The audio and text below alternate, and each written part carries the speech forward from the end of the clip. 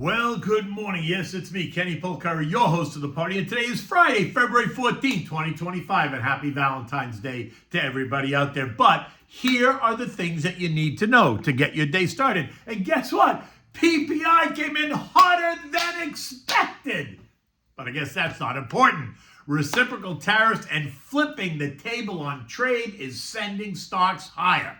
Bonds rally, oils rally, gold is rallied, right? Vlad Z, along with Vlad P, say that they are ready to come to the table. Could we have peace in Europe? And what do we have for dinner tonight? Well, we're going to have the Schiaffoni. It is delicious. We'll get to that in a moment. So it's kind of comical, right? How they try to reconcile the data points to tell their story. It's amazing, really. So look, the January PPI, like the January CPI, came in hotter than expected, meaning prices are rising. The PPI month over month came in up 0.3 versus zero versus flat last month. Ex-food and energy, it was up 0.3 versus up 0.1 last month and the expected 0.2 this month. So it came in hotter. Year over year was even hotter, coming in at plus 3.5% versus the 3.3% last month. And ex-food and energy of plus 3.6% versus plus 3.5% last month and the estimate of plus 3.3%. So all measures came in hotter, just like the CPI. And remember, the 3-month run rate for the CPI came in at 4.5%, while the 3-month run rate for PPI is 4.4%. All figures well above any of the targets. So let's be clear. The numbers are rising. You can't fight it. They are what they are. Yet stocks rallied, and they rallied hard yesterday. The Dow up 345 points, or 0.8. The S&P up 64 points, or 1%. The Nasdaq gained 295 points, 1.5%. The Russell up 26 points, 1.2%. The Transport 78 points, 0.5%. The equal-weighted SP up 62 points, or 0.9%, while the Mag 7 index rose 500 points, or 1.8%. So here's the logic. That allowed the algos to completely poo-poo the data. While both the CPI and the PPI were hotter than expected, several of the components that feed into the Fed's favorite inflation gauge, the PCE, due out next week, were supposedly more favorable. So we supposedly saw declines where? In healthcare items and airfares. Now, look, I'd like to know exactly where they see that, because I fly to New York City every 2 weeks. I have only seen airfares increase over the past 3 months. First, you have to buy the ticket, but then you need to buy the seat, or you end up sitting in the back of the bus, and then you need to actually check your bag, which, by the way, just got more expensive. It's up 14% over the last 3 months. All of these are independent prices, right? Then you add them together and then add in the taxes to all of that. So I'd like to see this data, because that's not what I'm seeing at all, and the people flying between New York and Florida are not seeing that either, which suggests I can't believe that other highly traveled routes around the country are any different. But I'm always happy to discuss it. Look, I think the quote of the day goes to this guy, Andy Brunner of Nat Alliance Securities, who is a Wharton graduate. While PPI, and here it is, quote, while PPI was much higher than expected, with even higher revisions, the real data that goes into PCE was weaker. And PCE is the one that Jerome Powell and the Fed look at. So in reality, the numbers are better. I mean, what's this guy thinking? What is he smoking? So let me get this straight. The report was hotter, the revisions were hotter, but in reality, the numbers were better. Oh, guess what? Everybody gets a trophy because everybody wins. It's ridiculous. Okay, let's move on, because I can't resolve that at all. But what I can resolve is the fact that all the tariff mania that so many have been screaming about, that so many have been moaning and complaining about, is not coming true at all. The tariff threats are pure negotiating tools, something that I have been saying along with so many others have been saying, that they're only negotiating tools, and that is what is better. I wonder if the Wharton School and its graduates are paying any attention to how that's going, because it's the trade negotiations around tariffs that I think sent the market higher yesterday. Colombia caved. Look, Colombia caved, Mexico caved, Canada came to the table, India has suddenly reconsidered, and this has only just begun. All as Donnie announces that he's ready to flip the table on global trade agreements, announcing that he is prepared to impose reciprocal tariffs that match the tariffs that they impose on us unless they want to renegotiate, right? He's given them until April to come to the table. And if they come to the table, they don't get imposed. And if they don't come to the table, then they will impose them. But they'll be the same as they impose on us. So there's no fight here.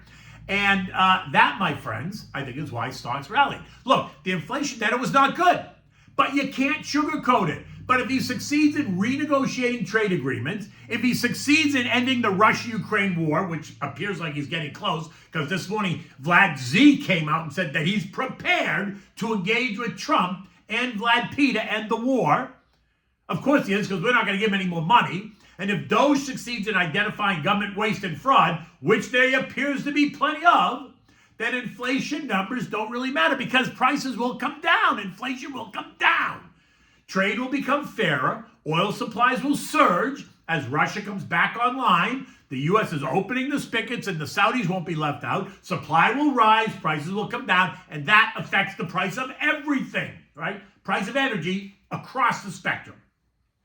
Toss in all the savings from USAID, waste, and Department of Education, even the Department of Defense. And then maybe you got to claw back all these finder's fees, which apparently are in the millions, that can pay to elected officials, and boom, guess what? We all win, or at least the American public wins.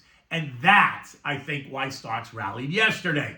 The rally in stocks became a rally in bonds. The TLT up 1.6%, the TLH up 1.3%, sending yields down, right? The 10-year Dow went down 10 basis points to end the day at 4.5%, and the 2-year down 6 basis points to end the day at 4.29%. Oil traded down and through trendline support at 70.62, but then bounced. This morning, oil's trading at 71.36, leaving it in that 70.62, 72 trading range, right? It's support and resistance trendline, just right in the middle. We're on the verge of a deal, I hope, I think, and that's good. So let's just see how this plays out. I suspect that if the deal happens, then we'll see the oil markets move lower in celebration. And actually, that will be a good thing because that will help the global economy in terms of price pressures and inflation. Now, gold continues to move up. This morning, it's up and on the $15 at $29.58. Again, kissing all-time highs. Big central bank buying, China, India, Russia, as they diversify assets and reduce their dependence on the dollar. In addition, it's also this Momo trade, right? This momentum trade. Can't get out of its way.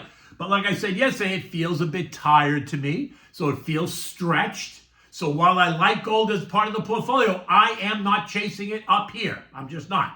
Eco data today is all about retail sales and industrial production and capacity utilization. None of those are really, in my mind, gonna affect the conversation or drive the action.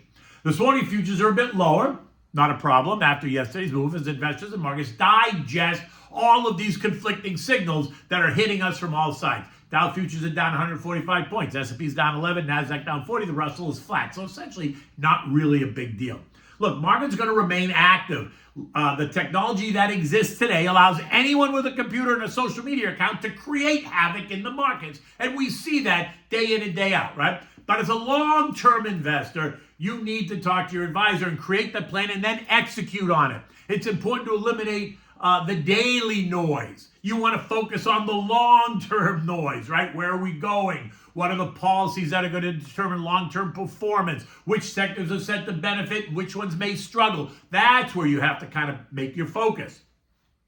In the end, clearly you're building a diversified portfolio, allowing yourself to lean in on sectors that maybe you like and think are going to succeed without overdoing it. And remember who you are and where you are in the life cycle, because that obviously plays a role, because that will help drive your decision. I mean, if you're 30 versus if you're 60, or if you're 40 versus if you're 70, right? European markets are mixed. The UK and Germany are lower while the others are higher. France and Italy competing for first place, both up about 0.4%. The S&P closed at 61.15, up 64 points, leaving stocks like gold kissing all-time highs. But like gold, my sense is that it also feels tired here, right? So I expect the churning to continue in that 6,000, 6150 trading range, which is where we've been stuck. Now, if we get a settlement in the Russia-Ukraine war, then I would expect stocks to surge. So no one should be surprised because that's positive news. That's good news. There would be a reason to go out and buy stocks. Not tomorrow, Saturday. Trump has called for a release of all the Hamas hostages by noon. The word is that we're going to get 3 more. but the situation remains dynamic. Hamas has responded to Trump's threats by saying the language of threats has no value and further complicates the matters, asserting that adherence to the existing agreement is the only way that's going to resolve this situation. Well, let's see. As of now, the situation remains tense, with the ceasefire's future hanging on the actions taken by both parties in the coming days. Don't be surprised if Trump turns up the temperature if Hamas continues to delay, and that could affect stock prices around the world on Monday. If it turns, if it gets ugly, that would put, nervousness and angst in the markets. I'm just saying. Stick to your plan. As a long-term investor, do not overreact to any specific headline that's going to cause you to make a short-term erroneous decision. You are invested. You are participating. Use the weakness as an opportunity in the good names. Names either that you already own or names that you're looking to add to. Use that weakness for that opportunity. Now, what do we have for dinner time? We're having the Schiaffoni with zucchini, pancetta, and taleggio cream. Oh my God, delicious. For this, you need a pound of Schiaffoni pasta. You can also use rigatoni if you can't find it. You need 2 green zucchini, thin sliced. You need pancetta, olive oil, taleggio cheese, cherry tomatoes, garlic, and salt and pepper. Bring a pot of salted water to a boil. Now, in a large saute pan, brown the pancetta, then remove it, leaving the fat behind. Now, turn the heat up to high. Toss in the sliced zucchini in batches so it gets crispy and not soggy. You can toss in a garlic clove, whole garlic clove while you're doing that. Repeat it until you've sauteed all the zucchini, right? Add olive oil just if you need to, right? If it sucks up all that, if the zucchini takes away all that fat, add a little, just a bit more olive oil to keep it so you can fry and saute, right? Now, when that's done, take half the zucchini, put it in a food processor. Toss in a handful of cherry tomatoes and the cut up Taleggio cheese. Taleggio cheese is a semi-soft cheese from Italy, known for its pungent aroma and mild creamy flavor. It's been made for centuries, dating back to the Roman times, and it's named after the Taleggio region in Lombardy. Now, add into the food processor, add some olive oil, salt and pepper, blend it so it's all into a nice creamy consistency. Now, cook your pasta, leaving it a bit al dente. Add the cooked pasta to the saute pan with the rest of the zucchini. Add in the creamy Taleggio sauce and the pancetta. Toss it and serve it. You are going to love it. In any event, it's Friday. It's a beautiful day here in South Florida. It's going to be a great weekend until Monday. Actually, Monday's a holiday. So until Tuesday, take good care.